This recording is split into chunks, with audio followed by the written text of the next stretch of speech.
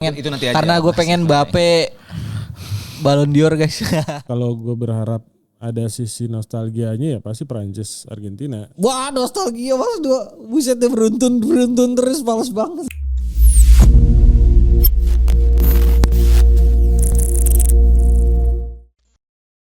Kembali lagi di Ruang Pandit sama gue Yazid. Ada Teman sekosnya Lionel Messi. siapa sebutin? Inti. Ada siapa? Irawan Koben. Oke, ini dia, dan hari ini kita kembali lagi di Ruang Pandit yang akan membahas seputar Pildun udah sampai semifinal aja. Iya, setelah 1 pertandingan ya. Benar. Kita lewat puncak. 6 pertandingan terakhir ya? Betul. 4. 4. Iya 4, sorry. 4. Semifinal 2 pertandingan. Semifinal 2, third place. Perebutan 3 sama final. Ya kalau gue sih pribadi sebagai pendukung Tar dulu lah, Cristiano Ronaldo, gue merasa ini adalah Pildun yang sudah beres bagi gue. Jadi ya gue harus menentukan tim-tim baru yang gue dukung. Iya dong. Biar tetap menikmati Pildun ini, karena kalau misalkan nggak ada yang gue dukung, biasanya gue jadi malas nontonnya gitu. Kalau konsepnya kayak gitu agak gak enak juga. Gue dukung Itali dari sebelum mulai udah beres tuh. Iya kan, makanya gue bilang harus dukung tim lain biar terus sampai akhir gitu lah. Kecuali Lamine Yamal lawan Messi, waduh berat juga tuh nanti gue terakhir dukung siapa. Tapi sebelum itu kita lagi ada di mana nih Mas? Kita masih seperti biasa ada di Football Depth Concept Store. Mantap. Tempat yang banyak tersedia jersey, sepatu dan perlengkapan olahraga sepak bola khususnya. Komplit super di Cipete. Surganya para pecinta bola ya. Iya. Lagi di Pildun kali ini ya. Tempat kalian menyalurkan duit dengan Investasi dengan bijak. Dengan benar ya. Betul. Karena di sini kita udah pakai jersey Ya. tim semifinalis yang lengkap banget ternyata di sini ya. Ya. Gitu, tadi gue coba mau pakai home-nya tapi wah gue ternyata ngelihat ada nih jersey spesial katanya. Iya, katanya buat apa ya, semacam fan service buat tim Inggris nih ya kan. Buat nonton The Beatles juga. Buat mengantarkan sepak bola kembali ke rumahnya. Betul banget. Ya kan buat fans ini bagus banget. Jadi ada juga nih edisi apa sih Mas nih? Ini edisi Classic Collection ya. Kan Adidas emang tahun ini lagi rilis banyak jersey klasik ya. Yes. Nah, ini jersey klasiknya Spanyol tahun 1994, Piala Dunia 94 di Amerika Serikat juga. Waktu zamannya Siapa tuh Mas? Luis Enrique masih di Real Madrid. Pep Guardiola. Fernando juga, Hierro, ya kan, Pep situ ya. Guardiola. Ya. Oke. Kalau lu Mas? Redondo aja kita, Redondo. Tapi kan tuh bukan zamannya. Enggak, meskipun saya teman sekosnya Lionel Messi, tapi saya tetap support dan membeli officialnya. Iya, maksudnya berarti lu pakai jersey ini karena dalam rangka bagus coy. oh gitu. Bagus banget di sini. Bagus banget, suka gue. Iya ya, itu dia kalau misalkan kalian mau nyobain nih kayak kita nyobain dulu ya kan, terus langsung beli. Yes. Karena di sini itu bagus banget, dan kalau misalkan kalian ke offline kan ke offline bisa langsung nyobain langsung ya. Iya. Ya, Megang bahannya terus dicobain ukuran apa yang paling pas gitu kan. Langsung aja datang ke Football Depth Concept Store yang ada di Cipete, tepatnya dekat di MRT.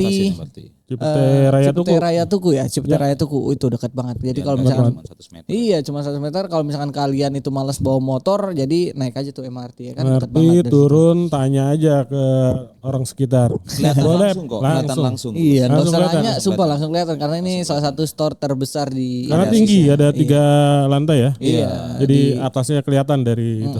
Itu Dan dia. juga ada di Bandung ya. Betul, dan di Bandung tuh udah gede banget, 4 lantai katanya di situ. Aduh, itu dia gede banget. 4 lantai. Tempat nongkrong ya sekalian. Iya, soalnya ada di situ ada kayak miniatur buat minsok juga kan.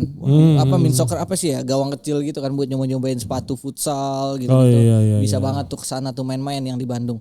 Dan kalau misalkan di luar kota harus kemana Mas? Bisa ke websitenya ada di departemen.co.id atau di media sosial Football Depth. Bisa di Instagram, bisa di X mungkin ada ya kalau nggak salah ya. Ya pokoknya coba cek lah Instagram, Di bisa. Threads juga ada. Thread ada ya. Bisa tanya-tanya DM. Betul. Apa jersey-nya tersedia atau enggak? Ya gitu. betul. Langsung aja, itu dia. Follow sosmednya, datengin, kunjungi websitenya buat langsung nyari-nyari nih jersey nanti tim semifinalis yang kalian dukung. Karena ini adalah toko departemen yang bikin kamu, satu-satunya departemen yang bikin kamu makin kece di Piala Dunia. Benar, jelas. Itu dia, dan hari ini kita akan bahas khususnya 4 tim yang akan berlaga nanti ya. Mungkin gak ada yang pakai Prancis ya, tapi nanti ada di konten kita. yang lain ada yang Iya, ada yang pakai jersey Prancis yang bagus banget guys. Sumpah bagus banget itu salah satunya. Mirip-mirip kayak gitu lah. Karena kita cuma bertiga dan otomatis tim yang paling jago kita kesampingan dulu. Aku paling jago. Ini apa? Ini apa Mas? Mantan juara. ini Tapi kan ini Mas, semifinal pertama semifinal ketiga yang mantan juara itu masuk semifinal semuanya. Oh, mantan finalis. Oh, mantan juaranya. mantan juara. Prancis pernah kemarin kan? Ya. Prancis Maksudnya pernah. semuanya tuh gitu. pernah Oh iya, juara. semuanya pernah juara. Juara itu 3 kalinya di semifinal kali ini gitu. tuh. Sebelumnya tahun 70, 90 dan ini yang kali ketiga. Oke, berarti udah lama banget ya. Iya, Udah pokoknya lama banget semifinal yang all pernah juara tuh. Mm. Ya Inggris pialanya Yang paling udah kadaluarsa yang Iya, mana? itulah. Oh itu ya. Karena ini kan baru-baru ya. Ini Trofinya baru. juga udah nggak ada yang Inggris kan? Baru. Ya kan pernah dicolong juga kan. Itu dia. Tapi kalau ngelihat pertandingan sebelumnya 8 besar ya. Spanyol itu menang dari Belgia. Menangnya 1-0 ya, 2-0. Hanya satu pertandingan yang dimana clean sheet itu Prancis ya. Prancis betul. Prancis ya lawan Maroko ya. Dia doang yang clean sheet. Sisanya itu selalu berbalas gol semua Mas ya. Oke. Yang paling gede itu di pertandingan Argentina lawan Swiss 3-1. 3-1. Itu mau mulai dari mana dulu tuh? Ya kalau menurut gua coba dari tim yang dan perlawanannya paling ketat sih kayaknya ini. Oh ya England ya. England. Gue ngelihat Inggris nih jadi salah satu tim yang luar biasa ya. Perjuangan mereka ya, mereka jadi tertinggal lebih dulu. Kayaknya jadi satu-satunya juga yang ketinggalan duluan ya di 8 besar tadi ya. Iya dan itu juga jadi ketinggalan kedua Inggris selama di Pildun kali ini ya. Sebelumnya kan di Kongo ya kalah dulu. Kongo ya, juga ketinggalan. Butuh 70 menit untuk bisa samakan skor. Tapi kalau ini kan Jude Bellingham hanya butuh di babak pertama udah bisa nyamain skor. Bener. Meskipun ada kontroversi tapi nanti itu di konten yang lain ya kan. Dan kalau menurut lu gimana Mas dari ngelihat permainan Inggris di lawan Norwegia, apakah mereka memang tim yang pantas gitu main di semifinal dan punya potensi untuk ke final? Ya kalau ngelihat Inggris Norwegia ini kan sebenarnya kita kalau bicara kualitas, oke lah dua tim ini sama-sama punya pemain-pemain berkualitas ya. Kita bisa akui itu, tapi yang membedakan adalah soal mentalitas. Karena Inggris ini kan tim yang udah cukup berpengalaman, pemain-pemainnya udah malang melintang di turnamen-turnamen akbar kayak Euro, Piala Dunia gitu kan. Sedangkan Norwegia ini tampil pertama kali di turnamen Piala Dunia setelah sekian lama dan ya otomatis secara atmosfer ya memang mereka masih beda lah levelnya dengan Inggris. Walaupun di awal-awal sempat mengejutkan termasuk Brazil disingkirkan, tapi kejutan dari Norwegia ini pada akhirnya memang nggak akan bertahan lama juga. Walaupun kita sempat prediksi Norwegia mungkin bisa lah sampai semifinal gitu kan tentang Argentina, tapi ternyata Inggris punya strategi yang cukup jitu juga dengan memanfaatkan kelemahan Norwegia gitu. Apalagi Norwegia benar-benar main cenderung bermain direct ya. Mereka ngandelin pokoknya bola umpan ke depan dari sayap ke Erling Haaland gitu, dan beberapa kali juga mereka melakukan kesalahan-kesalahan elementer gitu kan. Termasuk ada peluang yang jadi sorotan ya ketika Sorloth gagal sih, melupakan ada Haaland yang berdiri bebas gitu kan. Itu jadi sorotan banget, dan ada beberapa momen-momen yang memang pada akhirnya Inggris dengan keunggulan individu pemain-pemainnya itu yang membuat perbedaan. Karena gue ngeliat di Piala Dunia kali ini Inggris sebagian besar golnya itu adalah faktor yang ditentukan oleh aksi-aksi individu pemain-pemainnya gitu. Oke, mereka ada bermain kolektivitas, bermain dengan taktis, strateginya Tuchel berjalan dengan cukup oke, tapi beberapa gol yang lahir itu kalau nggak ditentukan dengan aksi individu mungkin nggak akan lahir gol. Seperti ya contohnya ketika Bellingham menerima umpan dari Gordon, kalau dia nggak bergerak dengan jitu ke posisi itu mungkin nggak akan gol gitu kan. Dan hal seperti itulah. Iya, oke lah. Kalau lu ngelihatnya gimana? Apakah memang Inggris tuh faktor Jude Bellingham yang sangat kencang di laga itu akhirnya bisa membawa Inggris ke partai semifinal? Ya ada beberapa netizen yang mengatakan sebenarnya ada satu faktor kunci yang hampir membuat Inggris kalah, yaitu Sorloth tadi ya. Meskipun beberapa kita tahu Sorloth juga sebenarnya kan striker ya. Posisinya dia juga pasti egonya bermain di situ ya kan ya. Yang membuat dia kayak ini gue lebih punya peluang ketimbang Haaland, membutakan ada posisi rekannya di samping ya. Tapi itu juga salah satu momen seandainya ada yang mengatakan kalau nggak salah seandainya itu terjadi gol ya. Tentu itu akan jadi buat Inggris tuh akan lebih sulit adaptasi pertandingannya karena Inggris ini punya kebiasaan kalau misalnya udah nyetak gol tuh mereka langsung main bertahan ya kayak gitu ya. Dan orang lupa kalau Jude Bellingham dan segala macam sosok penting juga itu di bangku cadangan tuh ada Dan Burn juga ya, yang memang jadi kalau kita lihat tuh memang jadi template bagi Tuchel gitu untuk ketika sudah unggul tuh langsung masukkan back guy asal Newcastle United itu kan yang 34 tahun kalau nggak salah dimasukkan langsung defense gini segala macam. Dan memang Inggris akan melakukan itu ketika sudah unggul dan mereka lagi-lagi gue bilang Tuchel ini selalu punya formula untuk menemukan keluar anak asuhnya dari posisi-posisi yang sulit gitu. Oke lah, anggaplah Kongo tim yang di bawah kertas, tapi jangan lupa ini semua tercermin ketika Inggris bagaimana sengitnya bisa mengalahkan Kroasia dengan 4-2 di awal Piala Dunia. Itu jadi cerminan sebenarnya karena meskipun sempat unggul terus kemudian tertinggal lagi, tapi mereka bisa keluar dan Tuchel selalu punya cara-cara untuk mengganti pemainnya. Kita tahu betapa dia fluidnya mengganti pemain-pemain yang ada di lapangan, kita ditarik ini, dimasukkan ini, dan jangan lupa kalau Inggris sebenarnya juga punya permasalahan di krisis pemain juga ya, yang sebenarnya nggak fit banget. Gue nggak yakin Reece James juga bakal fit banget itu sih Mas. Dan ada Reece James, Declan Rice, betul, ya kan. Di lini tengah udah mau nggak mau Anderson salah satu pemain juga akhirnya kan cedera juga tangannya, kemarin dia di duck out juga tangannya kan dipapah dengan itu. Terus juga ada Jet Spence juga yang akhirnya kemarin bisa sedikit menjawab keraguan, the first Muslim player for England loh. Bisa berguna kemarin. Iya, the first Muslim player for England. Itu sih menurut gua. Ya seperti gue bilang di podcast sebelumnya, di edisi sebelumnya, Inggris setidaknya punya sesuatu untuk bisa menangkal Scaloni. Gitu. Oke, itu dia ya. Kalau menurut gue lah, justru memang faktor Jude Bellingham luar biasa ya.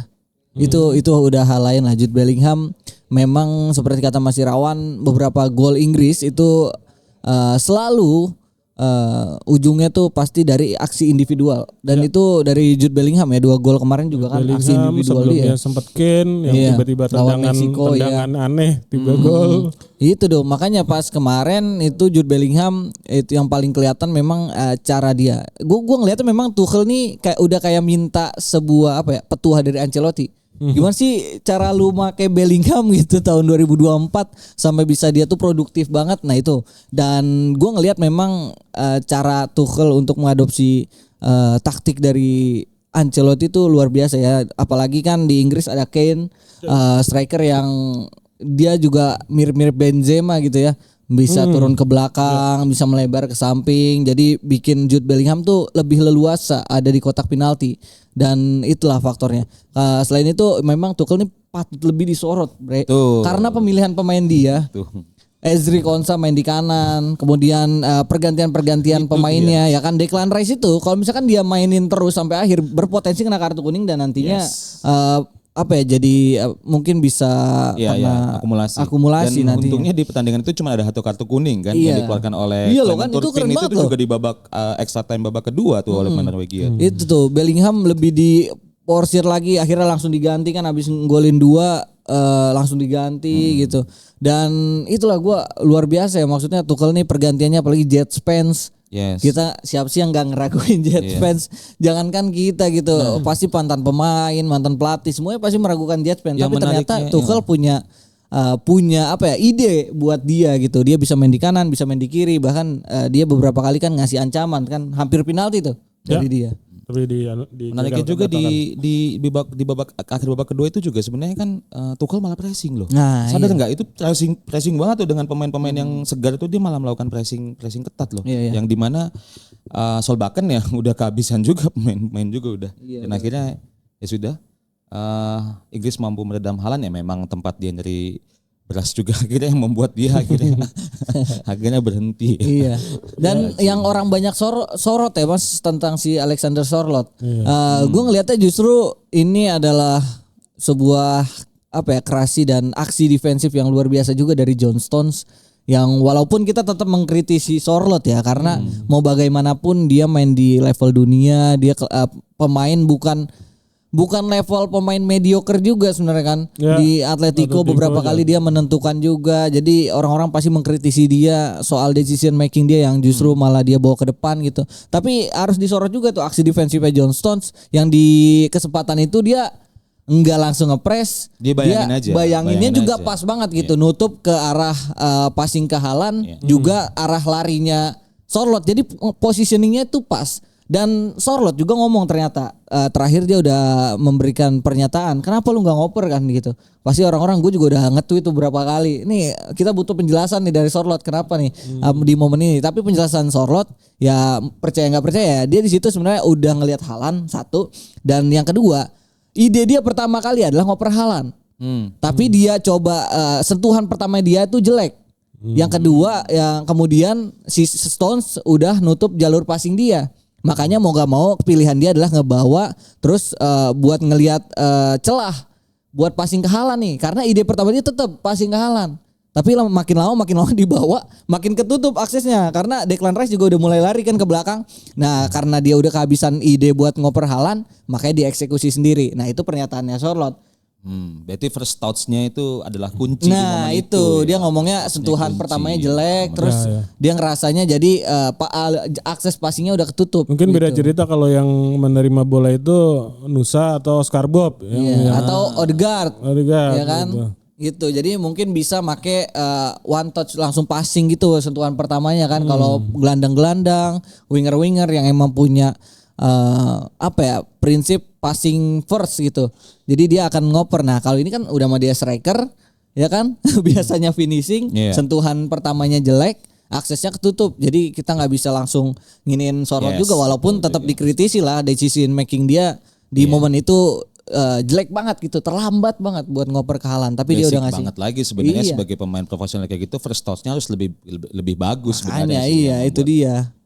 Makanya Norway. Sorloth lah, Inggris Norway memang aksi yang paling disorot ya Sorloth sama si Jude Bellingham gitu lah kan. Jude Bellingham ya kita udah, kalau gue pribadi udah kehabisan kata lah buat Jude Bellingham, utamanya di Pildun kali ini.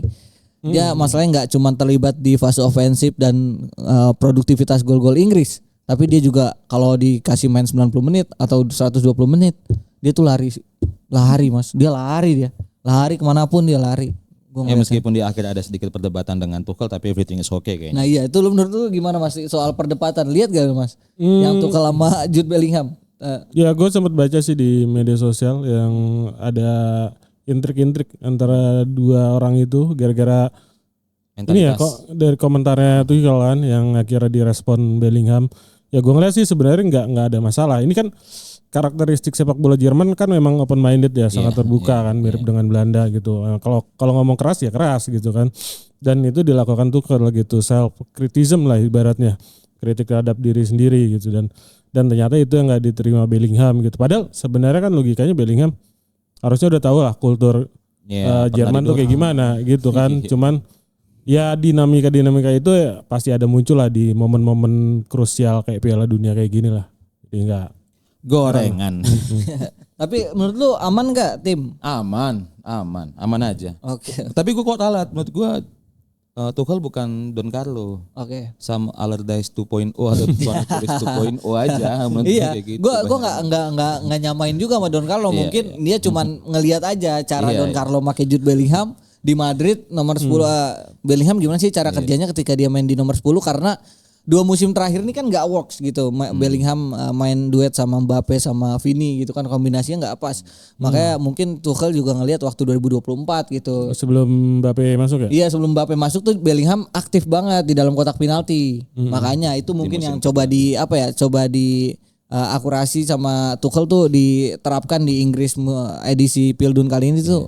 Bellingham lebih ya udah bergerak di dalam kotak penalti aja gitu. Tapi mumpung terakhir nih ya ngomong soal Inggris ya, sebelum kita ke bab yang lain ya, ini juga membuat Tuchel akhirnya kan menjadi pelatih asing yang tersisa ya. Sebenarnya hal yang biasa di Piala Dunia, karena memang setelah gua riset itu setiap semifinal tuh nggak ada yang itu 2 pelatih asing. Rata-rata itu di semifinal itu cuma satu itu mas. Dan terakhir itu kalau nggak salah Scolari pernah, terus Roberto Martinez pernah. Waktu di Belgia Itu pernah, terus 2018 ya. pokoknya dia juga pelatih asing Inggris yang pencapaian sampai semifinal kan Mas, setelah dulu Sven-Goran Eriksson cuma sampai 16 besar sampai perempat final. Terus kemudian Fabio Capello 16 besar dan kalau dari catatan FIFA kan hanya ada 2 orang yang berhasil sampai ke final kan. Semenjak digelarnya Piala Dunia kan, yaitu satunya orang Inggris sebenarnya, George Reiner, memimpin Swedia ke final tahun 58, kalah sama Brasil yang menjadikan Brasil itu Pele. Ya era Pele menjadikan Brasil itu juara Amerika Selatan yang berhasil juara di Eropa pertama kali Piala Dunia. Lalu kemudian juga ada jangan lupa Ernst Happel yang pernah juga jadi sekarang jadi nama stadion terbesar di Austria itu tahun 78 di Argentina yang kita tahu akhirnya seperti apa finalnya. Iya, itu dia soal pelatih lokal ya. Soal pelatih asing dan pelatih lokal yang selalu jadi juara di Pildun. Nanti tuh ada pembahasannya di Pandit Insight, kalian tunggu kan. Itu dia. Bisa aja kita. Iya, itu ada Pandit Insight, gua ngebahas itu besok. Itu dia. Dan selanjutnya apa ya yang paling seru kayaknya? Kita ke Spanyol Belgia dulu kali ya. Spanyol Belgia Mas. Coba menurut gua dengan penampilan Spanyol yang gua ngelihat lawan Belgia cukup naik ya grafiknya ya, sampai di lawan Belgia kemarin tuh grafik permainan Spanyol tuh cukup menanjak ya, dari dia main di fase grup yang sangat tidak meyakinkan lawan Cabo Verde, kemudian sama Uruguay juga menang tipis doang 1-0. Lu ngeliatnya ketika lawan Belgia apakah oke lah mungkin ini peaknya penampilan Spanyol yang mungkin nggak akan nyampe ke Euro 2024? Kalau sebenarnya kan kalau ngelihat secara gaya atau karakter bermainnya Spanyol ya hampir sama dengan pertandingan-pertandingan lain ya. Spanyol tetap vertical position gitu kan, bola tetap langsung dialirkan ke depan, beda hal dengan tiki taka zaman dulu gitu. Terus mereka juga terbiasa overload di dua sayap gitu. Dan itu ya idenya memang untuk bisa mancing pemain-pemain defense-nya Belgia untuk ngawal di sisi sayap kan, Lamine Yamal dibantu Porro dan mungkin ada pemain tengah yang masuk, dan akhirnya harapannya adalah pemain tengah Spanyol entah itu Fabian Ruiz gitu kan, Dani Olmo itu punya ruang gerak yang bebas untuk menusuk gitu. Gol pertama tuh. Nah, gitu, dan itu idenya tetap sama Spanyol gitu, tapi sampai pada akhirnya ketika Belgia yang awalnya kita duga akan sangat sulit untuk mencetak gol karena sebelum ada golnya CDK terus di Catelere itu Belgia kelihatan emang minim peluang kan, minim kesempatan gitu, tapi satu crossing itu bisa dieksekusi dengan CDK dengan baik ya, termasuk menunjukkan bahwa antisipasi lini belakang Spanyol terhadap bola-bola crossing itu masih lemah gitu, kelihatan banget. Emang dari awal gue agak meragukan lini belakang Spanyol ya, Cubarsí dengan Aymeric Laporte ini agak-agak, yang satu back udah masanya udah lewat, yang satu mungkin di Barcelona cukup teruji tapi secara kualitas di level timnas gue rasa belum sehebat itulah gitu. Dan akhirnya benar setelah golnya CDK ya Spanyol akhirnya coba melakukan sesuatu yang beda sampai akhirnya mereka butuh keajaiban seorang Merino lagi. Merino. Itu yang akhirnya menjadi pembeda di Spanyol. Keberuntungan Spanyol cukup bagus di situ. Terlepas dari memang Spanyol position tetap menguasai dan lain-lain. Yang jadi sorotan gue justru Lamine Yamal ini. Kapan Lamine Yamal akan meledak lagi gitu kan? Meledaknya kapan? Tapi memang Lamine Yamal di pertandingan itu gue ngelihatnya memang cukup lebih agresif. Iya kan? Gitu, ketimbang beberapa pertandingan sebelumnya gitu. Kenapa? Iya, kadang-kadang kan ada banyak fans yang juga yang berpatokan terhadap data gol atau assist itu ya. Padahal tidak melihat faktor-faktor mikro seperti pergerakannya, bagaimana dia membuka ruang dan segala macam, itu kan hal yang menentukan juga dalam sepak bola ya. Dulu deh soal Spanyol, meskipun kalau menurut gue sih banyak yang menyoroti soal pergantian kiper Thibaut Courtois dengan staff perpusnya MU itu. Iya itu gue sempat nge-tweet apa gitu, pantesan kok bola kayak gitu di tepisnya kayak gitu, nyata kipernya udah ganti tuh. Tapi kan sebenarnya bola kayak gitu kan second ballnya juga harus dimenangkan oleh backnya dong Mas. Iya, termasuk itu juga nggak salah juga sebenarnya. Termasuk kiper kan harus sebenarnya tahu lah mau bolanya di tepisnya kemana gitu kan. Itu sih yang menurut gue sih ya jangan salahkan staff perpusnya MU itu juga gitu, ada faktor lain juga gitu. Berhasil nempis juga itu juga shot out juga bagus juga buat debit juga buat Selamat sih ya. Iya. Selamat sih ya. Tapi di selain itu sebenarnya yang faktor yang gue ngeliat scouting adalah akhirnya kan golnya CDK itu menjadi gol pertama ke gawang Spanyol di Pildun kali ini, Mas. Iya betul. Itu yang bisa diekspos oleh Prancis setelah Spanyol di sebelumnya itu mencatatkan 4 clean sheet ya di Pildun kali ini. Lima beruntun. 5 beruntun di Pildun kali ini ya. Itu yang bisa dimanfaatkan oleh Prancis sebagai lawan Spanyol di pertandingan semifinal nanti. Dan menurut gua kok kayak ngerasa Mas ya, Rudi Garcia ini jauh lebih baik ketimbang Martinez ya rasanya ya. Di masa senjakalanya para pemain Belgia ini Rudi Garcia lebih bisa memanfaatkan sesuatu dari mereka ketimbang nah ini sebagai Roberto fans Martinez. Italia gimana nih Mas yang saya Ngambilnya kenapa ke Martinez nggak ke Tedesco dulu misalnya? Kan ada masih ada itu. karena kan Langsung ini apa Pildun gitu. ya karena Everton aja sih sebenarnya enggak gimana Mas. Ya makanya nggak tahu. Kalau Rudi Garcia ini kan udah beberapa kali ngelatih Serie A ya. Yang gue cukup sebenarnya nggak terlalu memuji atau mengagumi banget, tapi cukup positif lah melihat apa yang dilakukan Rudi Garcia, walaupun terlepas dari beberapa kontroversi sempat dilakukan dia sempat di AS Roma, terus dia juga sempat ngelatih Olympique Marseille di Perancis. Sebenarnya ide-ide Rudi Garcia ini cukup menarik di beberapa kesempatan gitu gue ngelihatnya. Makanya kalau gue ngeliat Rudi Garcia ngelatih Belgia, ya gue dari awal emang udah punya feeling kalau mungkin ini akan better daripada ya kalau Martinez lah. Kalau Tedesco gue nggak bisa terlalu ini ya. Cuman kalau Martinez kan emang permasalahan dari dulu kan kritiknya nggak tahu ide yang disalurkan Martinez ini ya. Apa ya nggak clear, ditambah terlalu tergantung ketergantungan dengan pemain bintang itu wajar, tapi Martinez ini gue ngeliatnya terlalu over gitu. Iya betul. Dari zaman di Belgia kan ketergantungan banget dengan Eden Hazard, Kevin De Bruyne gitu kan. Sampai akhirnya di sini berharap bisa bergantung pada Ronaldo gitu sama Bruno Fernandes, tapi akhirnya failed gitu. Iya Just itu. what if Mas, kalau misalnya Rudi Garcia yang memimpin Belgia di masa awal emasnya dan Roberto Martinez yang memimpin Belgia di masa senjakala itu gimana Mas? Bisa gak berbuat banyak? Gak tahu. Gak juga sih. Gak juga. Ayolah nggak bisa lah.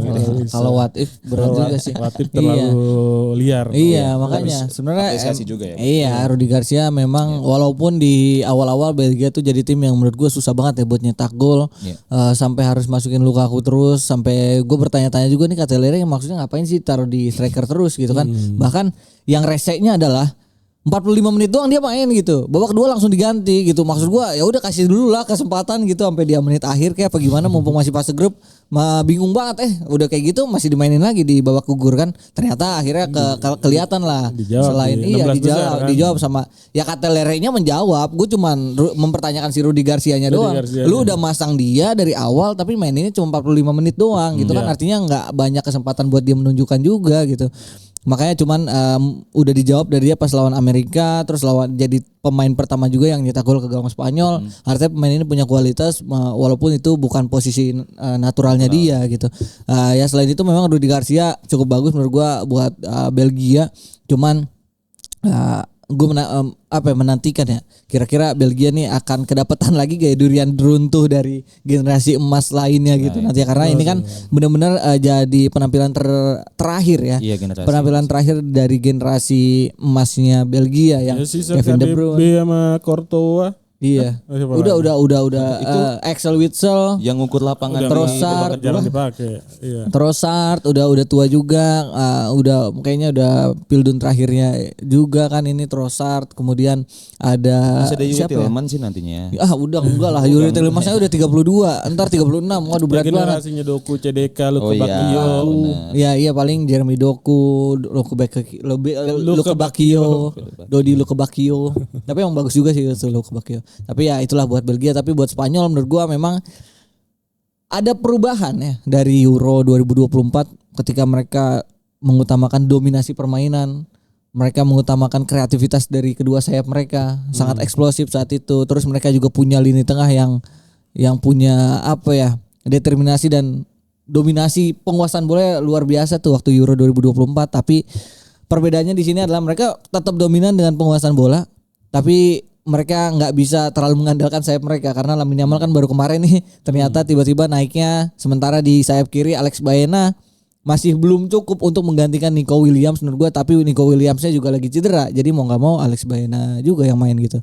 Sementara memang mereka mengutamakan adalah kekuatan defense, kekompakan dan juga defense yang compact gitu. Tapi sayangnya udah kebobol nih sama Belgia. Artinya Prancis mungkin sudah melihat sedikit celah-celah nih yang bisa mereka manfaatkan di semifinal nanti. Artinya selain bisa untuk memperkokoh lini belakang, harus ada pembenahan yang sangat instan dari Luis de la Fuente buat lini depan mereka, karena 2 pertandingan terakhir nih ngandelin Mikel Merino. Ya kan, artinya wah berat banget ngandelin Mikel Merino lawan Prancis yang nggak cuman penyerangnya doang yang bagus, tapi bertahannya juga baru kebobolan 2 gol kan. Iya. Gitu, orang-orang nyorot lini depannya Prancis, padahal lini belakang Prancis sih bagus juga nih. Solid. Gitu.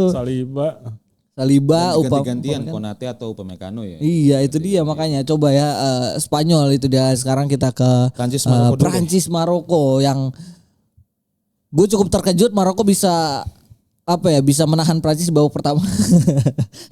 Karena Prancis dan Maroko apalagi yang gue ngelihat dari awal fase grup mereka menampilkan sesuatu yang berbeda dari penampilan mereka terakhir di 2022 yang murni low block, bertahan aja gitu nunggu serangan balik. Tapi di edisi kali ini mereka coba menampilkan wajah yang berbeda. Mereka berani nyerang, berani menguasai bola, dan itu kurang tampak ketika lawan Prancis. Memang kalau dulu gimana Mas?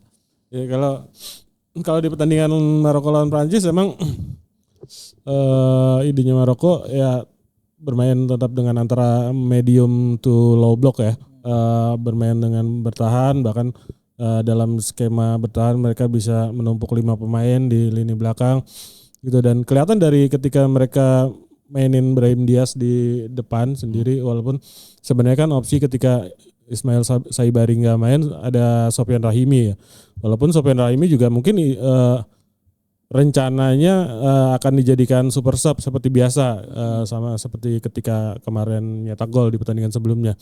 Dan ketika di pertandingan itu kelihatan banget memang Prancis tetaplah menjadi Prancis yang akhirnya bisa mengeksploitasi dengan mudah gitu dari lini tengah sampai lini pertahanannya Maroko di kedua sisi gitu, dan akhirnya bahkan sebenarnya ada kesempatan di penaltinya Mbappe walaupun gagal di blok, dan itu momentum sebenarnya Maroko untuk bisa bangkit lah gitu setelah ditekan di awal-awal, tapi tetap nggak bisa. Emang permainan Maroko dengan keterbatasan yang dimiliki juga akhirnya sulit untuk bisa mengimbangi Prancis gitu, dan Maroko ya cuma bisa bertahan sepanjang pertandingan pada akhirnya. Itu dia, karena memang aksi individual Mbappe dan Dembele akhirnya yang jadi pembeda. Iya bener.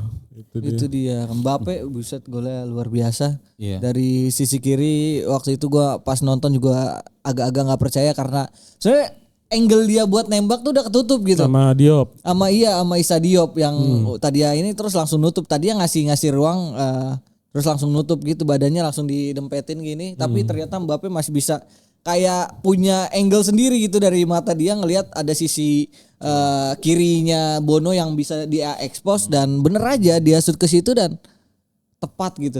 Tepat dan emang jauh gitu dari jangkauan Bono. Kalau lu ngeliatnya gimana, Di? Itu gol ngingetin gue sama golnya Opan ke gawang Persija dulu di GBT. Gue masih inget banget golnya kayak gitu tuh modelnya. Opan. Iya, gue ingat juga. Kayak gitu kan dulu Opan kayak gitu golnya tuh mirip banget. Nah, sadar atau nggak sadar sebenarnya kayaknya itu juga ini ya. Sebenarnya kan 2 gol dalam waktu 6 menit tuh ya. Diincar tuh di sisi yang sama, meskipun sisi kiri, meskipun tuh yang satu agak tengah ya, agak atas, yang satu kan Dembele itu golnya agak bawah ya. Kayaknya ada juga yang nyeletuk pernah kalau nggak salah yang bilang mohon maaf ya Bono itu lengannya pendek gitu. Jadi dia mungkin agak punya kelemahan di sisi itu untuk menangkal. Lengan kirinya doang apa? Ya, nggak mungkin. Tapi Pickford juga loh. Pickford juga tangannya pendek gitu, dan kalau dikasih ruang buat syuting jarak jauh susah juga. Itu mungkin memang sudah diincar ke arah situ, atau memang ada peluang aja memang ke arah situ. Dari 2 gol itu kita lihat sama. Tapi kredit juga buat Yasir Bono kan, tepisan dia penaltinya Mbappe itu kan mencatatkan namanya sebagai kiper dengan penyelamatan penalti terbanyak ya di sepanjang sejarah Piala Dunia ya itu. Meskipun rata-rata 4 semua sih, rata-rata 4 semua, dan menambah daftar panjang fase knockout di Pilдun kali ini itu gagal penaltinya tambah banyak ya kan. Kalau nggak salah pada gagal ya, coba gue cek lagi nanti. Messi juga gagal. Messi gagal. Terus siapa lagi tuh sebelumnya Bruno Guimaraes juga gagal, terus ini gagal, itu yang akhirnya ya sudah, itu 2 gol dalam waktu 6 menit itu menjadi penentu pertandingan selesai, dan Didier Deschamps menjadi pelatih Prancis dengan total kemenangan terbanyak di Piala Dunia aja udah itu menurut sih. Iya sih, Prancis ya sama Maroko gue rasa memang agak sulit ya untuk mengharapkan Maroko membuat revenge kepada Prancis. Mana kalahnya persis lagi 2-0 sama 2022 gitu kan, jadi kayak anjir lah, emang masih jauh nih kita sama Prancis, nggak apa-apa lah gitu. Maroko buat jadi pelajaran mereka, dan nanti mungkin pas tuan rumah. Ya betul. Tahun 2030 ya itu dia. Dan terakhir Argentina nih. Lawan Swiss yang tadi Mas Jerawan ngomong ada ini ya Mas di belakang apa? Apa tuh? Ada apa sih namanya? Kita ngomong pertandingan dulu. Ada apa sih namanya, drama-drama Embolo. Oh Embolo. Iya, itu ada kartu merah 1, ya walaupun sempat 1-1 dulu Swiss ya. Tapi menurut lu gimana? Apakah memang Argentina ini dipaksa terus ya di fase knockout ini, kalau nggak salah 2 kali mereka sampai ke extra time ya, meskipun belum sampai ada penalti. Iya. Dan waktu lawan, dan sebenarnya mirip dengan ketika lawan Mesir atau Cabo Verde. Setelah Cabo Verde. Iya, itu pokoknya ketat terus gitu, dan sebenarnya lini pertahanan juga jadi PR juga. Bedanya adalah ketika lawan Swiss tuh lawan Mesir hajar total gitu kan, sangseng aja gitu. Tapi ketika lawan Swiss, Murat yakin kan sebenarnya udah nyiapin skema Mas ya. Udah nyiapin skema kalau misalnya gue lawan Argentina nanti dengan skema 8, bahkan sampai ke 8 pemain dia udah siapin. Tapi nggak nyangka Embolo melakukan hal yang tidak terduga, alias diving ala Luis Suarez. Tapi itu bodoh banget ya menurut gue diving di posisi itu. Di era VAR bukan di kotak penalti. Iya. Dan itu kayaknya termasuk salah satu momen yang mengubah segalanya juga ya. Meskipun udah disiapkan juga sama Murat yakin ya untuk bermain dengan lawan. Walaupun ada yang memperdebatkan ya. Oke Emang lah, ada tapi serius ada yang memperdebatkan? Ya memperdebatkannya ya apakah emang layak langsung kartu kuning juga diving. Tapi kan sebenarnya subjektivitasnya wasit ya. Dia ngelihatnya emang diving ini benar-benar keterlaluan apa enggak gitu kan. Tapi itu keterlaluan karena bikin Paredes kartu kuning. Nah, itu aturannya kan ketika VAR Paredes nggak boleh kartu kuning soalnya. Mungkin harus belajar pada pemain Persik itu yang lawan Persija ya. Nah, itu enggak sih sebenarnya waktu itu ya, itu yang mau gue komenin sih udah lama sih, yang penalti di Maria itu tuh, di Maria final tuh, itu mirip-mirip Mahia di Panggabean tuh. Sial bisa dapat penalti itu. Ya pokoknya itulah, tapi Argentina kalau gue ngeliat ya itu Julian Alvarez. Yes, itu dia. Ya. Panas ya saya. Akhirnya menemukan panggungnya, betul. Akhirnya menemukan panggungnya karena setelah sebelumnya Argentina tuh selalu mengharapkan magis dan tuahnya dari Lionel Messi. Gitu, dari corner lah, dari tendangan bebas lah, dari apalah pokoknya Lionel Messi semuanya ini. Akhirnya Julian Alvarez yang muncul jadi hero-nya Argentina di laga itu. Lu menurut lu gimana? Apakah memang sebenarnya ini harusnya jadi panggungnya Alvarez Piala Dunia kali ini atau gimana Mas? Kalau gue ngeliat harusnya jadi panggungnya Alvarez, sebenarnya kalau ekspektasinya ke arah situ ya, entah itu dari publik ataupun dari tim pelatih Argentina, mungkin enggak, karena gue ngeliat di beberapa pertandingan awal kan sempat yang justru sering jadi starter itu Lautaro bersama Messi, dan sering juga Argentina tuh mengalami kebuntuan dengan pola 4-4-2 itu, gitu kan. Berapa kali ya, termasuk akhirnya di babak grup yang gue justru ngelihatnya heran ya. Ini setiap yang lawan Argentina kok mainnya bagus banget gitu kan. Antara ya semangatnya si lawan yang emang menggebu-gebu sehingga permainannya jadi bagus, atau Argentinanya emang sekurang itu di Piala Dunia kali ini gitu kan. Dan akhirnya kan di beberapa kesempatan termasuk ketika lawan siapa ya, lawan Mesir atau lawan Cabo Verde, pokoknya salah satunya termasuk yang kemarin lawan Swiss. Ketika Scaloni ini patut diapresiasi ya, karena perubahan-perubahan taktiknya di babak kedua atau di babak perpanjangan waktu itu memang ya kalau gua anggap bisa dibilang masterclass lah. Gitu. Ya gua ada dimasukin. Ya termasuk ketika dia memasukkan ketika duet awalnya adalah Julian Alvarez dengan Messi, dia memasukkan Lautaro untuk membuat skema berubah kan di depan kan, akhirnya Messi lebih leluasa main di kanan, Alvarez melebar ke kiri, dan si Lautaro yang dekoiran jadi pemantul, jadi perusak lini belakang, dan itu akhirnya kan berbuah hasil di 2 pertandingan terakhir apa 3 pertandingan terakhir lah gitu. Strategi itu mulai yang dijalankan, dan kelihatan banget emang Argentina ini masih mengandalkan memang perubahan taktik brilian yang dilakukan Scaloni di tengah pertandingan, dan juga termasuk dengan maginya Messi mau nggak mau gitu. Ya kan? Masih terlalu mengandalkan magisnya Messi kan. Iya, sebenarnya Iya, kan tapi Argentina. jangan lupakan sosok Julian Alvarez ya, meskipun baru cetak gol di babak perempat final ya. Kan dia sebenarnya kalau kita lihat dari tren dia di 2 Piala Dunia, sebenarnya kan dia juga jadi penyelamat juga ketika di Piala babak Dunia semifinal. 2022 emang Dua, iya makanya. Gol kedua dan gol ketiga dia itu kan akhirnya titik killing the balik. game juga kan akhirnya. Iya. Kan. Jangan-jangan memang dia oke nanti aja deh gue bagian belakangan aja, late game aja gue mah. Mungkin. Iya, kayak gitu. tapi ya kalau ngelihat Argentina gue ngelihatnya justru mereka kehilangan sayap-sayap kayak Di Maria ya. Kayak belum muncul lagi nih pemain-pemain yang bisa jadi apa ya? Eksplosif ya. Iya, eksplosif Yang dan punya bisa jadi dribbling. coba ngasih variasi taktik lain lah gitu ke Scaloni. Jadi ngandelin sayap gitu. Ini kan nggak terlalu, kita nggak ngelihat nih sayap-sayap Argentina yang berbahaya gitu sebenarnya. Selain ya Messi lagi gitu. Iya, paling Makanya siapa? Nico Pas bukan sayap Nico, juga. iya, Nico Nico Gonzalez, Gonzalez, iya. sayap, iya. Itu juga masih kurang. Makanya itu yang sebenarnya kekurangan Argentina di situ. Cuman sampai mereka semifinalnya udah bagus banget lah, gila. Ini gua sangat tidak menyangka Argentina bisa ke Layak semifinal sih, lagi. dari Iya awal layak, layak cuman sih. gua nggak menyangka aja bahwa Argentina tuh kekuatannya udah menurun loh sebenarnya. Tapi ternyata ya lawan-lawannya masih terlalu mudah lah buat Argentina gitu. Iya, karena kan kalau dilihat-lihat kan sebenarnya gue kemarin pernah cek ya. Ini kayaknya tim Eropa pertama yang dihadapi deh. Oh iya? Iya kalau nggak salah deh. Sebelumnya kan dia ngadepin 3 tim Afrika ya, sama 1 tim Asia kalau nggak salah tuh. Sepanjang itu nanti coba cek lagi deh. Kayaknya ini Di Piala Dunia kali ini. iya di Piala kali ini nih. Piala Dunia kali ini kan Argentina lawannya tim-tim dengan ranking rendah-rendah semua kan? Kalau nggak salah. Ya, oh enggak lah, ada Austria. Ada Austria. Iya ada Austria ya kan. Ini tim kedua Austria, dia ngelawan Tim Eropa berarti Iya. yang kedua. tim Eropa kedua. Tapi itu Austria juga ya Austria Swiss gitu ya. Austria Udah nggak apa-apa, Swiss. ini selanjutnya Kuat loh itu bagus. lawan Inggris. Gimana Mas lu ngeliatnya, apakah ini adalah ada kesempatan buat Inggris untuk menang lawan Argentina atau masih ada Argentina? Gimana? Salaman dulu kalau ada, salaman dulu ada. Gimana Mas? Kalau pulang pasti ada gitu. Kalau ngelihat dengan perbaikan permainan yang ditunjukkan Inggris di khususnya di 1 atau 2 pertandingan terakhir, emang kelihatan Inggris mengalami progres lah dalam hal permainan. Enggak Inggris yang pragmatis membosankan yang seperti kita lihat di babak grup gitu kan, tapi tetap menang gitu.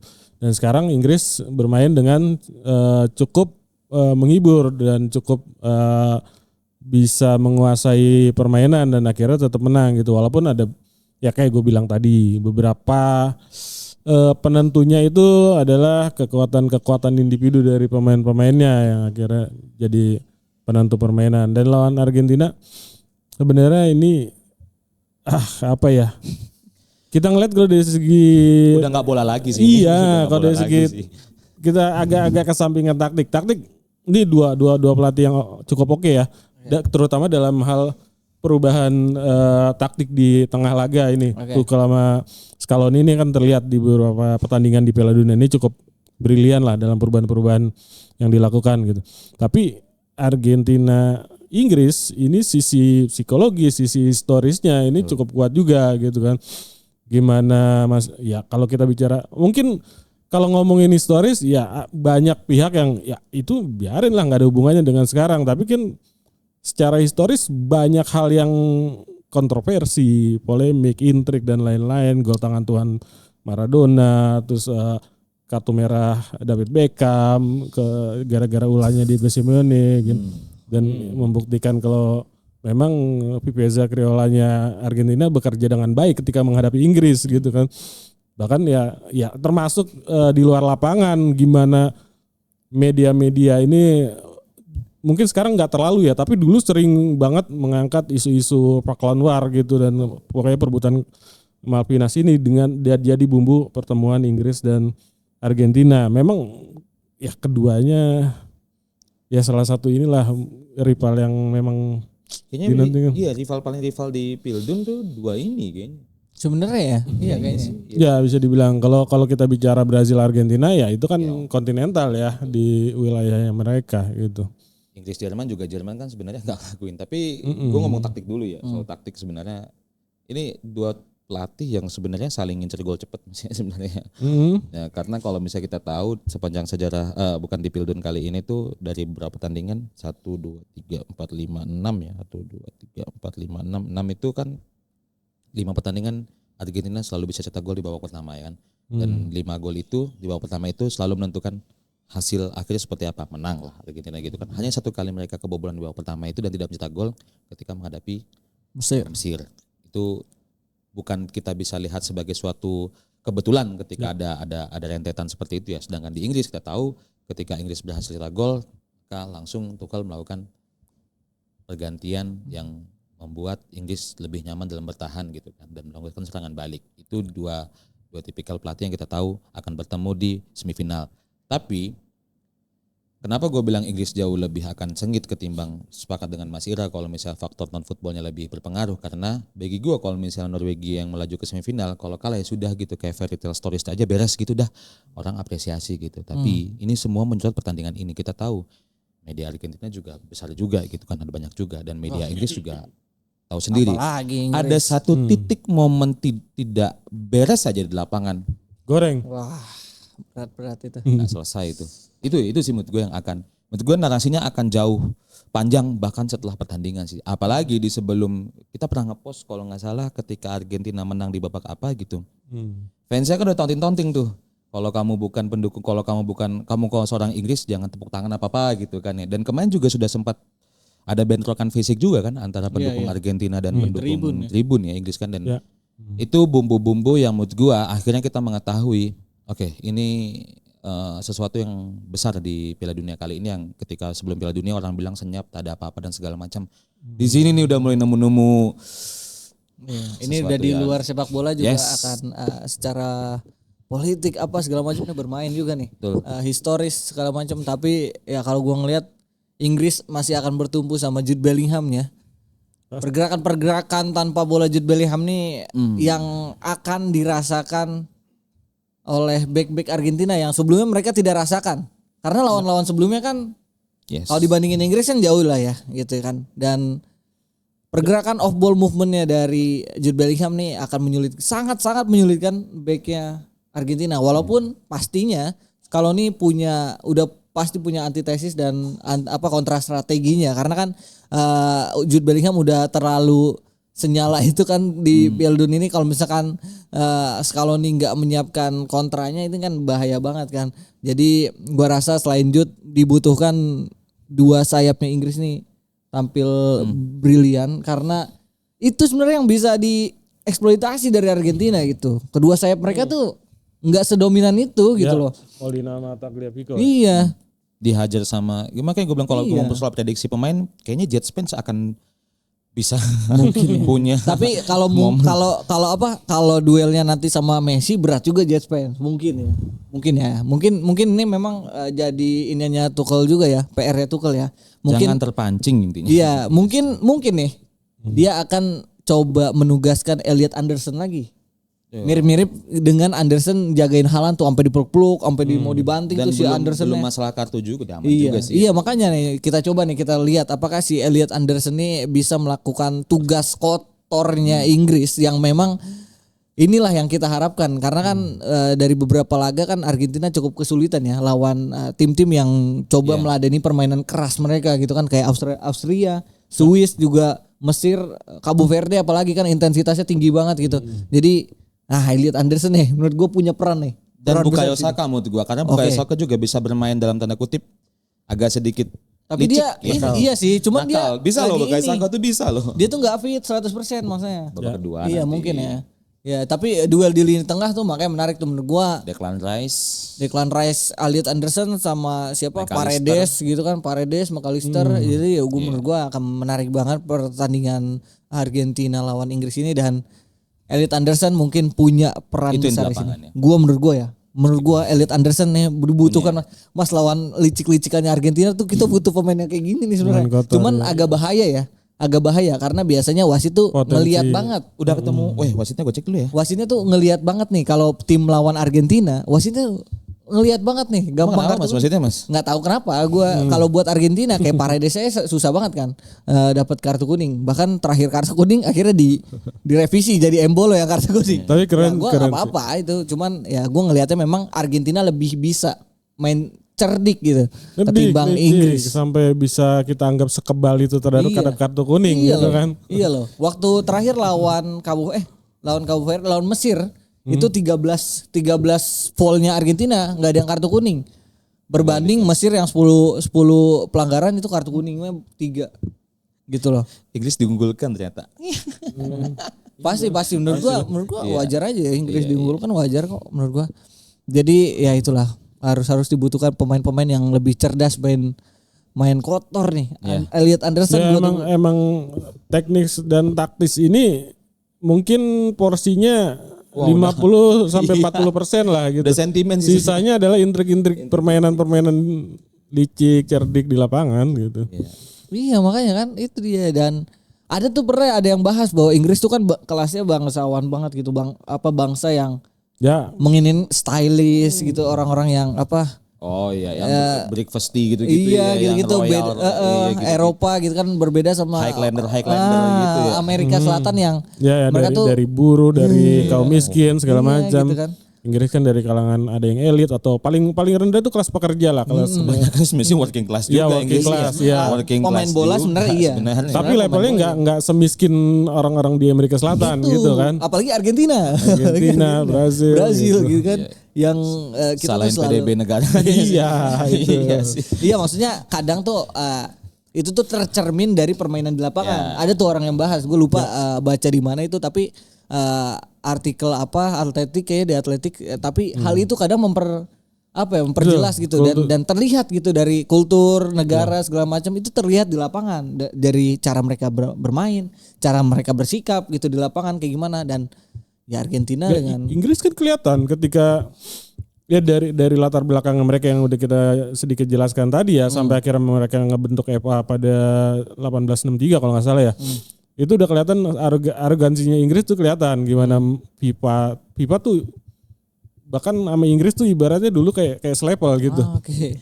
FA-nya ya. Iya, FIFA sama FA tuh kayak selevel gitu dan sampai akhirnya ya jargon is coming home muncul diubah oleh dunia sebagai jargon kesombongan gitu kan padahal maknanya beda gitu kan.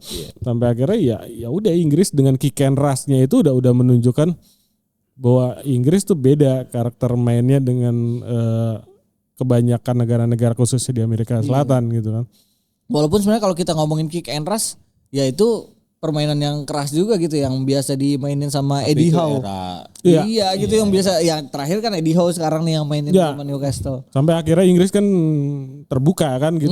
Masa gitu. gue gini gitu. Iya kan Inggris ini kayak bukan Inggris nih gitu. Iya. Tapi ya Tuchel ternyata bisa lah nih. Dengan memasukkan nama Elliot Anderson di situ gue ngelihat banget nih bahwa Tuchel tuh gak mau kehilangan elemen Inggrisnya gitu. Kick and rush tuh ada di Elliot Anderson kayaknya. Sengaja dibawa sama dia sama Declan Rice gitu yang ya dia nggak segan main keras gitu di lini tengah, nggak segan buat dapat kartu gitu. Meskipun nggak sekeras generasi sebelumnya. Iya, maksudnya beda banget. Ya, beda banget. Cuman kan yang tersisa yang kayak gitu makanya.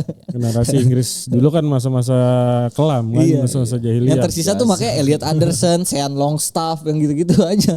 Nggak jadi pemain besar. Makanya di Inggris tuh anggapan untuk pemain-pemain kayak Paul Gascoigne, Matteo Letizia atau siapa yang punya skillnya tuh di atas rata-rata itu dianggap pemain lu siapa sih gitu.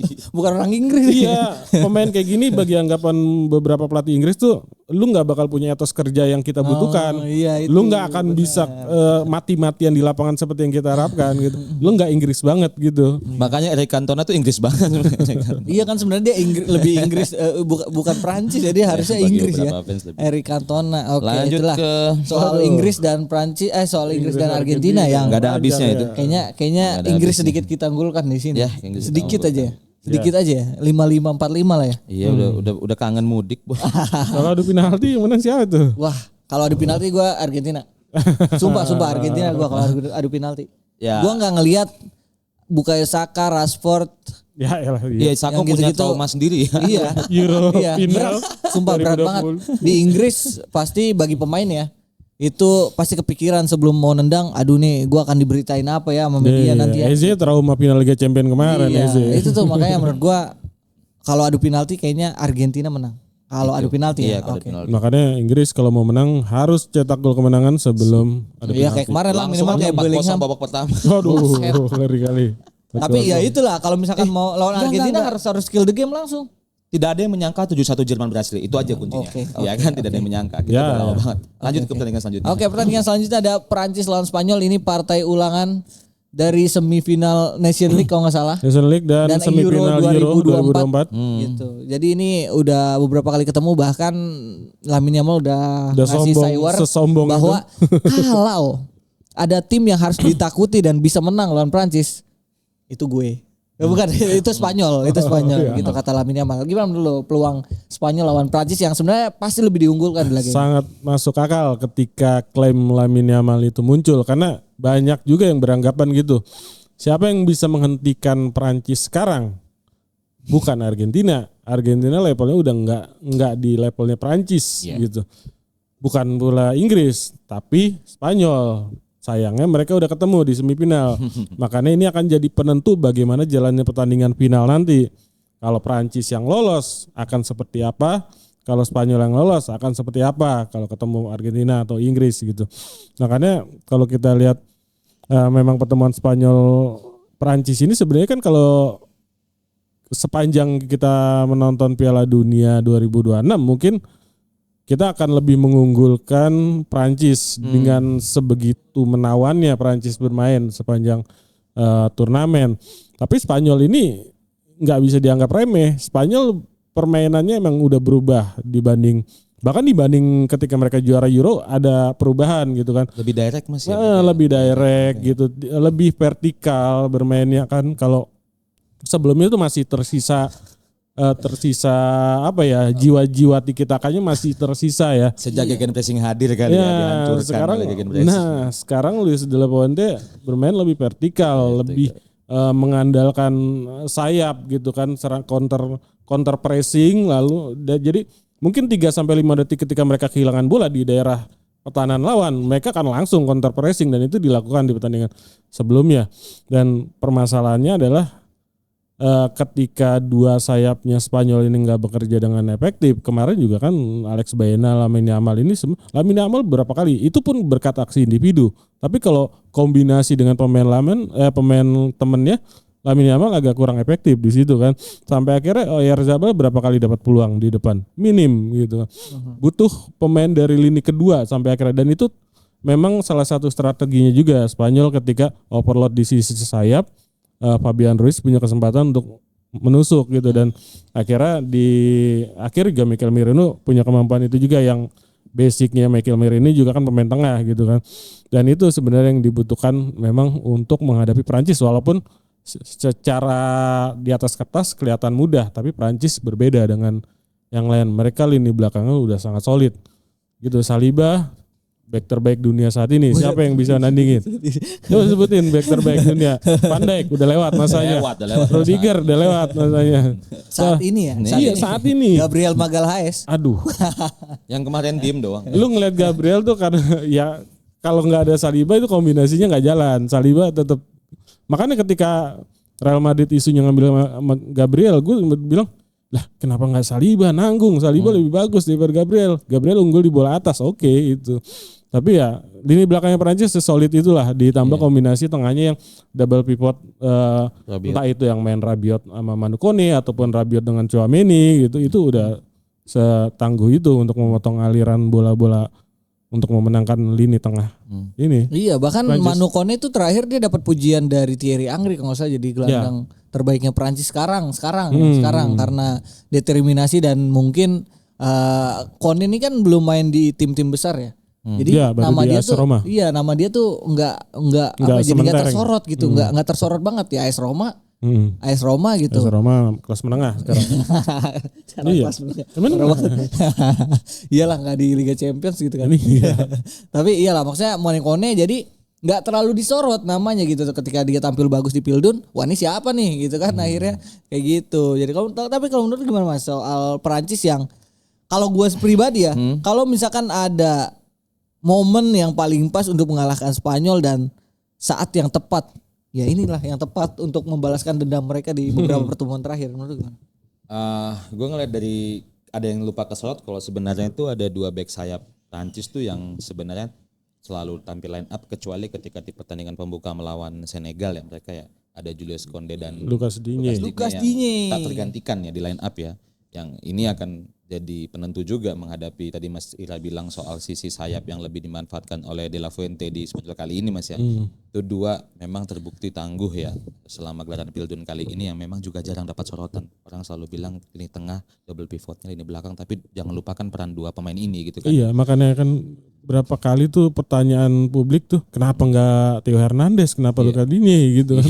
Padahal emang lebih berfungsi Digne di posisi itu. Betul, dan Jules Koundé ini meskipun kadang-kadang Deschamps melakukan pergantian untuk penyegaran di posisi itu ya. Tapi dua pemain ini akan membuktikan bisa menghentikan laju pergerakan Lamine Yamal yang anak muda itu kan kadang-kadang kan eksplosif, kadang-kadang kita tahu seperti apa kan, dan jangan lupakan kalau Digne itu bek yang berpengalaman 32 tahun dan segala macam ya. Meskipun partnernya Koundé, tapi itu yang menurut gue akan jadi sisi sentral juga menghadapi Spanyol yang bermain lebih direct dan mengutamakan sisi lebar lapangan, sisi flank.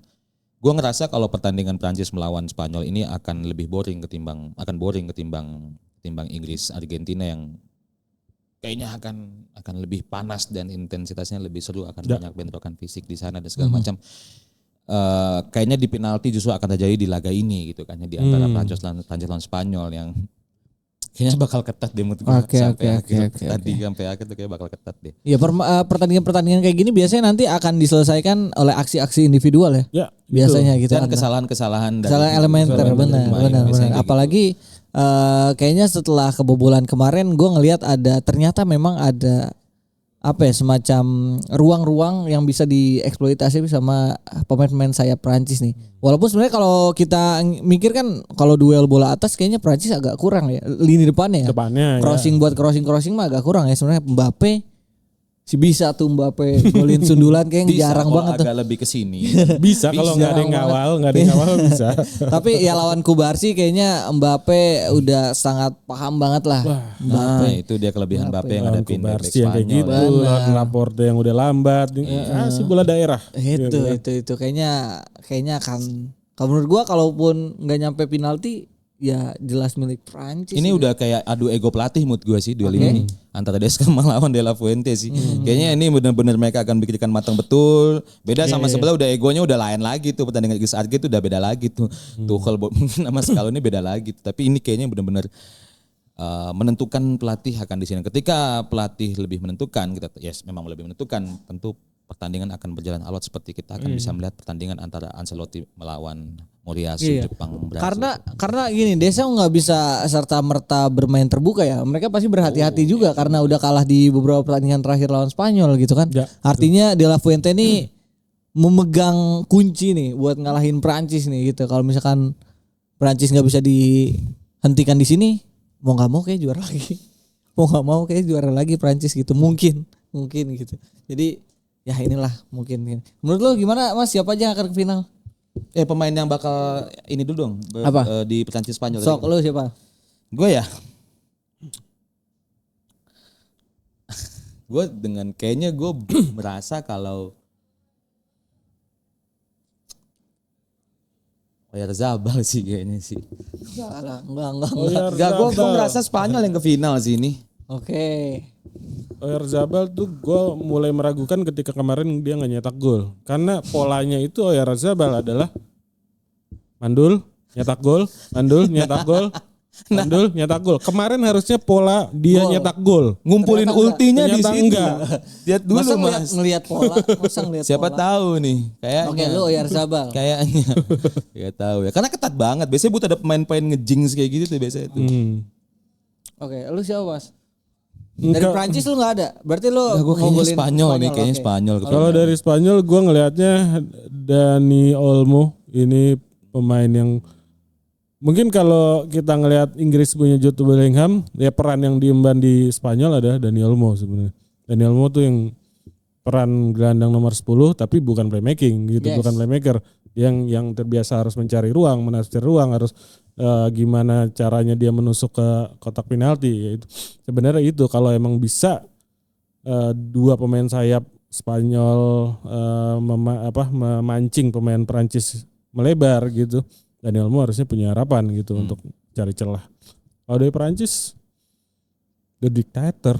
Iya sih. Iyalah, gue rasa ini bener. Gue akan Prancis. merasa jadi satu lagi penampilan luar biasanya ada diktator udah. Menyamai Iya, golnya top Messi. skor dan melewati top skor sepanjang masa Piala Dunia. Masanya dia tuh nyetak 12 golnya tuh di knockout loh. Ini orang nggak bisa dianggap remeh. Sekarang 8 ya. 20 gol nih. Dia kan full sejarah secara Fieldun kan 20 gol tuh sejarah ya 3 edisi.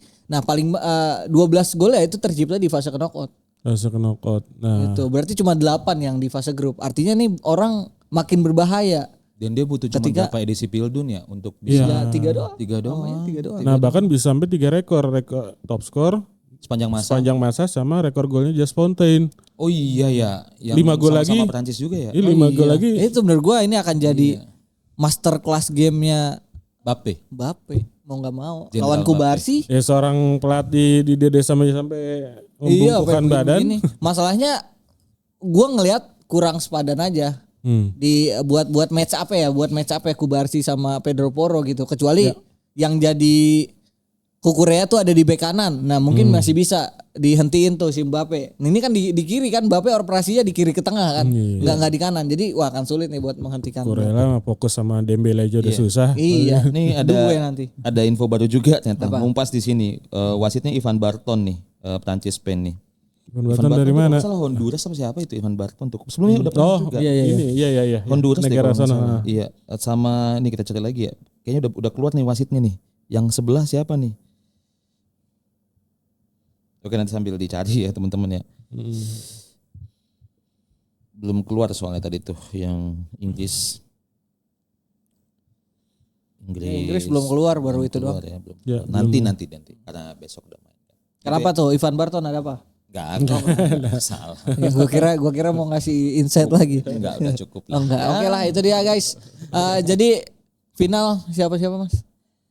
Final Prancis masih di atas angin dan kalau gue berharap ada sisi nostalgianya ya pasti Prancis Argentina. Wah nostalgia mas buset deh beruntun terus males banget aja. Gue udah punya pandangan lain mas. Iya memang faktanya gini ya, salah satu faktanya yang terjadi di Piala Dunia adalah cuma ada tiga tim yang 3 kali beruntun lolos ke semifinal. Dan itu di ketiganya itu biasanya juara gitu kan. Jerman dari 2006, 2010 sampai ke 2014. Terus siapa ya? Brasil dari Itu dari 98, 2002 2006. sampai 2006 ya kalau nggak salah. 94 enggak? Mas enggak kehitung. 94 ya, 94 yang 94 ke 2002. 2002. Ya, mungkin ke 2006. 2006 ini enggak? Iya Brazil tuh dari 98, 94 ya. 94 juara, 98 final, 2002 Juara. dan sekarang Prancis. Oke. Gitu. 2018, 2022, Prancis Argentina. 2026. Ya. Lu Kalau andai Trump hadir ya. kok Trump hadir? Apa masalah? Kenapa? Oh, Enggak, ada gini. pengaruh nih kayaknya. Megalomaniak itu kan nggak mau kehilangan exposure. Iya. Kalau misalnya pertandingannya sudah lebih exposure-nya tinggi ketimbang namanya, menurut gue adalah Spanyol Inggris itu opsi yang paling relevan buat final ketika Trump hadir. Berarti kayak final Euro dong anjay. Karena final yang karena ini nggak diduga-duga gitu Spanyol Inggris. Orang kan pasti membayangkan Prancis Argentina ya. Tapi ya menurut gue gak ada menarik juga kalau Spanyol Menarik Inggris juga Prancis. di final. Oke, kita beda-beda nih. Kalau gue soalnya Prancis Inggris. Prancis Inggris juga Prancis menarik. Inggris ini akan jadi momennya Nike goreng-goreng. Goreng-goreng. Nike tapi goreng-goreng. juga Mas Prancis Inggris Nike Mas. goreng-goreng. Iya, jadi momen beruntunnya Inggris kalah di final. Bukan cuma itu Mas. Kalau dari sejarahnya juga kan kedua kerajaan berseteru juga kan. Oh iya. Tapi ya emang walaupun Tapi nggak iya. sepanas itu ya. Betul. Tapi kayaknya ya itu momennya Nike goreng-goreng tuh. Karena Nike kan udah narasinya udah kalah banget nih sama Adidas. Yang semuanya itu sisa Nike Nike Adidas. semua ya. Nike Adidas. Oh iya Nike Adidas semifinal Makin ya. iya. Spanyol Nike Inggris bener Adidas, kan Nike Nike Adidas kan. iya. Spanyol Inggris. Prancis Argen Nike Adidas juga. Iya. Spanyol Inggris Nike Spanyol Adidas. Prancis. Spanyol Prancis Nike Adidas. Oke, Adidas. Semifinal kan ini semifinal. Spanyol lawan Prancis nih. Ya. Nike Adidas. Inggris Argen Nike Adidas juga. Iya. Finalnya kalau misal tadi Mas Ira bilang Prancis Argentina. Argentina. Berarti Adidas. Iya. Nike Adidas dong Mas. Enggak, Spanyol. Spanyolnya kan Oh, Nike. iya. Spanyol Argentina kan. Makanya Spanyol gua bilang, Argentina ya. Kita butuh. Udah lama ya nggak Nike Adidas tuh nggak udah lama ya. 2 April tuh ya. Iya. Ya itulah apapun Nike Adidas belinya di Football Dep lah. Iya, apapun lah. Atau dari Nike atau Adidasnya boleh placement juga. Nanti kita bahas lebih tuntas. Betul guys, karena gua rasa Nike akan goreng-goreng di final. Itu dia dan mungkin tapi tetap masih Prancis juaranya guys. Iya. Karena gue pengen itu nanti aja, karena gue pengen Mbappe Ballon d'Or guys. Itu dia guys pembahasan kami soal semifinal Piala Dunia cukup panjang tapi nggak apa-apa. Sangat panjang. Seru banget nih pasti semifinal dan final nanti kita akan coba take lagi ya final ya. Oke. Kalau misalnya kalian mau beli jersey langsung aja datang ke Football Dep Concept Store yang ada di Cipete Tukuraya dan kalau misalnya kalian ada di luar kota bisa ke mana Mas? Departemen.go.id atau media sosial Instagram Football Dep. Betul, jangan lupa buat follow semua sosial media kita pada Football dan juga Football Dep. Sampai jumpa di episode berikutnya. Dadah. Ciao.